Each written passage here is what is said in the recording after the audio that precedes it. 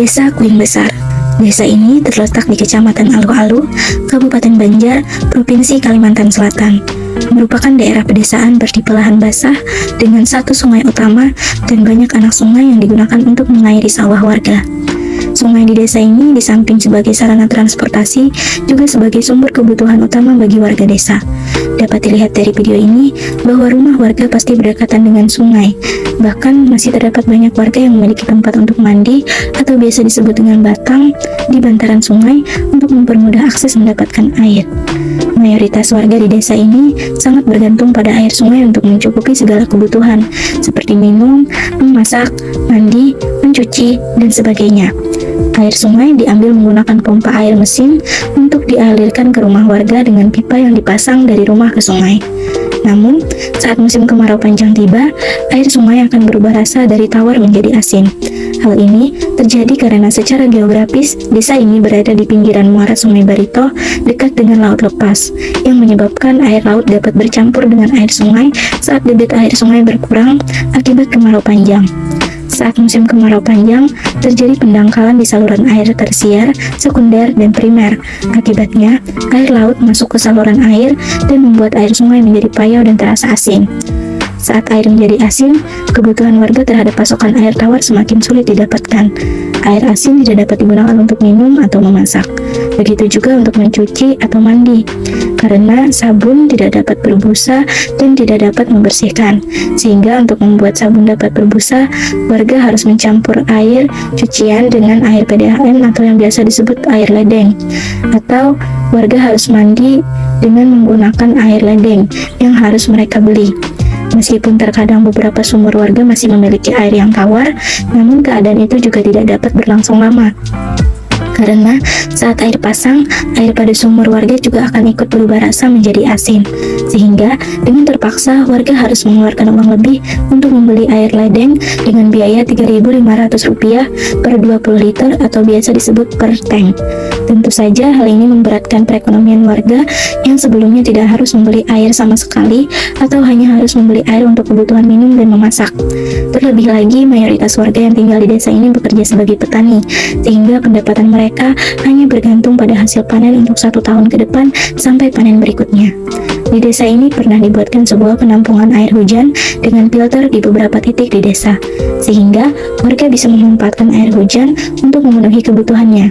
Namun, karena kebutuhan warga akan air tawar lebih besar daripada jumlah air tawar yang tertampung atau air hujan yang tertampung, terlebih lagi saat musim kemarau yang jarang sekali hujan turun dan jumlah wadah penampungan yang tidak banyak, sehingga tidak dapat menjadi solusi alternatif untuk semua warga yang merasakan kesulitan mendapatkan air tawar.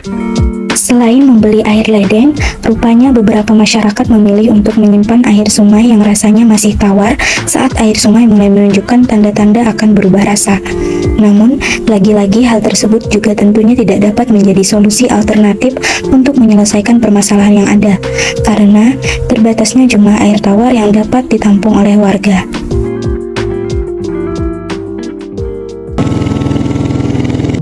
Siapa nama Anda? Nur Ijazah Kamalia. Sudah berapa lama Anda tinggal di desa ini? Sekitar 23 tahun. Dalam keseharian Anda, apakah Anda banyak menggunakan air sungai? Untuk apa saja? Tentu menggunakan air sungai untuk mencuci, minum, memasak, dan mandi. Apakah Anda membeli air ledeng untuk kebutuhan meminum dan memasak? Kadang-kadang. Kapan terakhir kali air sungai menjadi asin? Pada tahun 2016. Apakah fenomena air asin terjadi setiap tahun? Tidak. Kapan biasanya air sungai menjadi asin? Apabila terjadi musim kemarau yang sangat lama. Tentunya Anda pernah merasakan saat air sungai menjadi asin karena telah lama tinggal di sini. Menurut Anda, mengapa air sungai menjadi asin? Karena kami tempat tinggalnya berdekatan dengan laut. Ketika air sungai menjadi asin, apa saja kesulitan yang Anda rasakan? Kenyataannya itu adalah untuk minum dan mandi. Untuk mencuci, apakah ada kesulitan? Ada. Karena kalau air asin otomatis air sabun itu tidak berbuih. Apa solusi yang biasanya Anda lakukan untuk mengatasi kesulitan yang Anda rasakan saat terjadi fenomena air sungai menjadi asin? Kadang-kadang yaitu membeli air ledeng di tempat penjualan air ledeng. Berapa biasanya Anda membeli air ledeng? Biasanya kalau satu jerigen itu 3.500. Siapa nama Anda? Salawati Liana.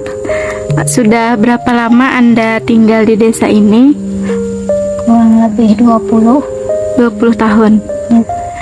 Dalam keseharian Anda, apakah Anda banyak menggunakan air sungai?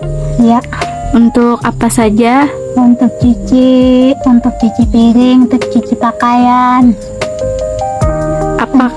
untuk minum bisa juga. Ya. Apakah Anda membeli air ledeng untuk kebutuhan minum dan memasak? Membeli kalaunya airnya masin. Kalau air masin, membeli air ledeng untuk memasak dan minum. Kapan terakhir kali air sungai menjadi asin? 3 tahun terakhir. Apakah fenomena air asin itu terjadi setiap tahun? Tidak. Biasanya kapan air sungai itu menjadi asin?